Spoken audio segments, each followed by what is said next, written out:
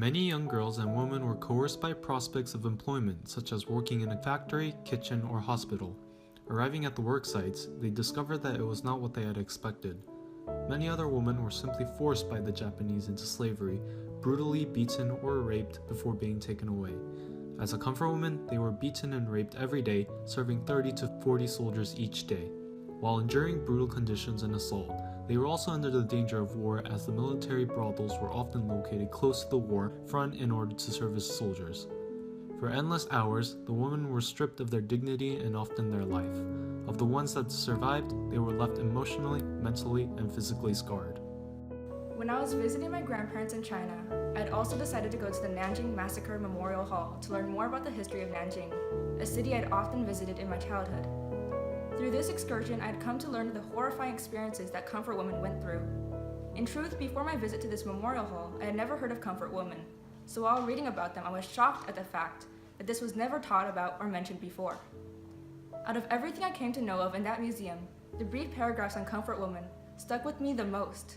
I wanted to help raise awareness on this issue and get more people who are like me to understand and learn about these experiences left, for the most part, in the dark.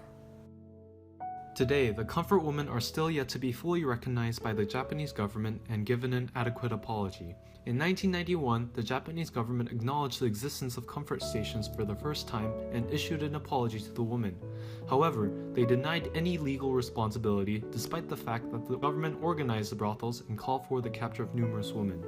In 2000, more than 200 women claimed that they were victims of the incident, and 48 of them made public statements. In 2015, the Korean government and Japanese Prime Minister Abe came to an agreement where they provided an apology to the women and $8.7 million to the Korean government. However, many people in comfort women are protesting against this agreement since it was made between the two governments without any regard to the opinions of the comfort women.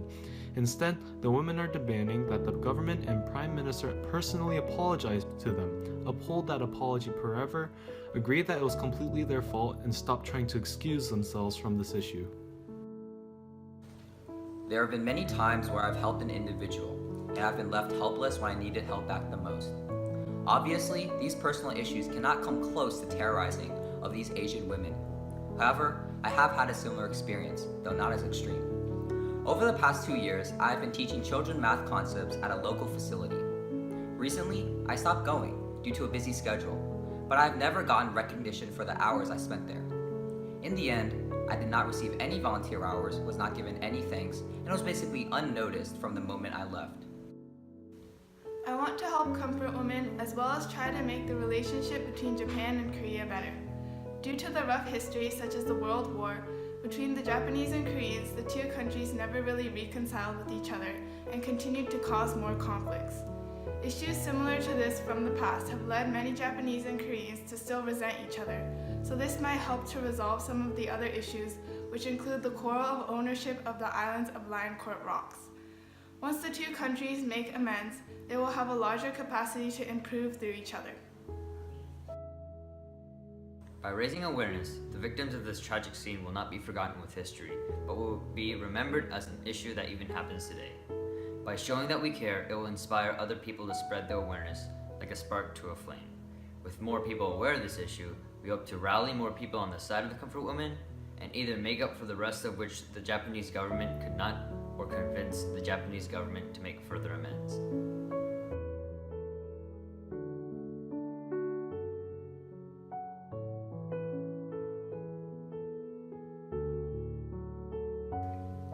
Although many people do not understand what the comfort women have been through, donating helps others understand the pain and the brutal past that they had endured.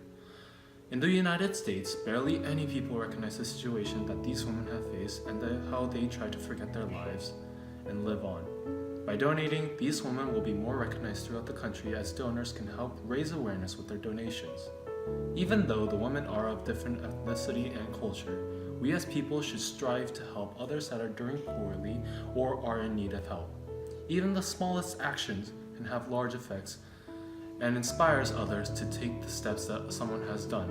With enough help, the remaining comfort women can finally be recognized of the hardships that they have faced. Since the Japanese government is not very responsive to the complaints of this issue, We, the people, need to use our power to spread the message and empower other people with knowledge. Donating is a direct way to support our cause, helping us fight for what is good. We can help the unheard voices of the comfort women be heard throughout the world.